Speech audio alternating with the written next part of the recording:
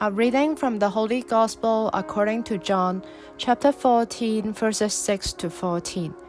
Passage taken from the Message version of the Bible. Jesus said, "I am the road, also the truth, also the life.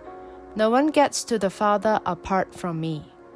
If you really knew me, you would know my Father as well. From now on, you do know him. You've even seen him." Philip said, "Master, show us the Father, then we'll be content." "You've been with me all this time, Philip, and you still don't understand? To see me is to see the Father. So how can you ask, 'Where is the Father?' Don't you believe that I am in the Father, and the Father is in me? The words that I speak to you aren't mere words. I don't just make them up on my own. The Father who resides in me crafts each word into a divine act. Believe me, I am in my Father and my Father is in me. If you can't believe that, believe what you see, these works. The person who trusts me will not only do what I'm doing, but even greater things. Because I, on my way to the Father, am giving you the same work to do that I've been doing. You can count on it. From now on, whatever you request along the lines of who I am and what I am doing, I'll do it. That's how the Father will be seen for who he is in the Son. I mean it.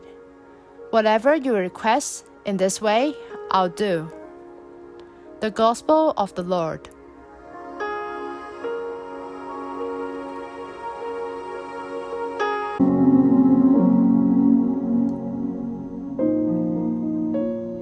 Reflections on the Gospel according to John chapter 14, verses 6 to 14. Today we remember two of the apostles of Jesus, Philip and James. In the first chapter of John, Jesus addresses Philip, a fisherman in Galilee. "Follow me." But he does not want to follow him alone. He goes and finds his friend Nathanael and tells him, "We have found the one who Moses wrote about in the law." And he goes on to insist Nathanael to come and see. Philip would appear again before the Lord performs the sign of multiplication of the loaves and feeding the 5,000. He expresses his helplessness. Even 200 days' salary would not suffice to buy enough food for these people, he reasons out. Perhaps this is what the evangelist wanted to highlight: God's providential care in the midst of desperate helplessness of the humankind. God the Father cares for his people. He loves his children. Today's passage begins with a self-definition of Jesus: "I am the way, the truth, and the life." Yesterday we heard him saying, "I am the vine and you are the branches." Before that, he had also said, "I am the good shepherd. I am the gate."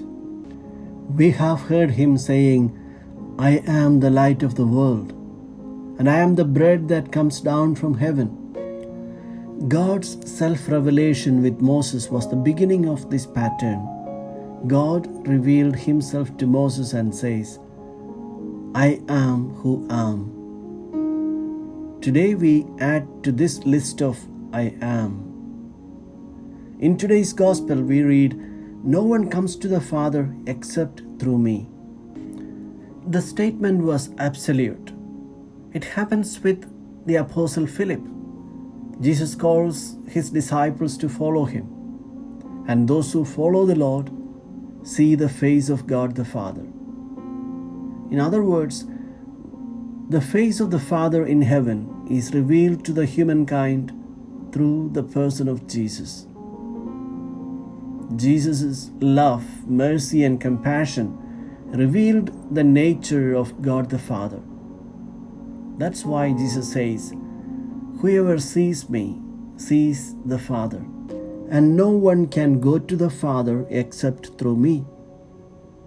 Jesus did not rely simply on words or reasoning to reveal his Father. He did so by his life, particularly through his death. He showed to the world the meaning, the extent, the possibilities, and sheer power of loving. There is no other way to know the Father than by adopting the way of Jesus, the way of committed, dedicated love. Only by loving as Jesus did, only through him can the people know the truth of God. We say practice makes perfect. The same happens to us on this path of following Jesus. That's why Pope Francis says, "I invite you to meet the Lord by reading sacred scriptures frequently. If you are not used to it yet, start with the Gospels. Read a passage each day. Let the Word of God speak to your hearts. Let it be light for your steps."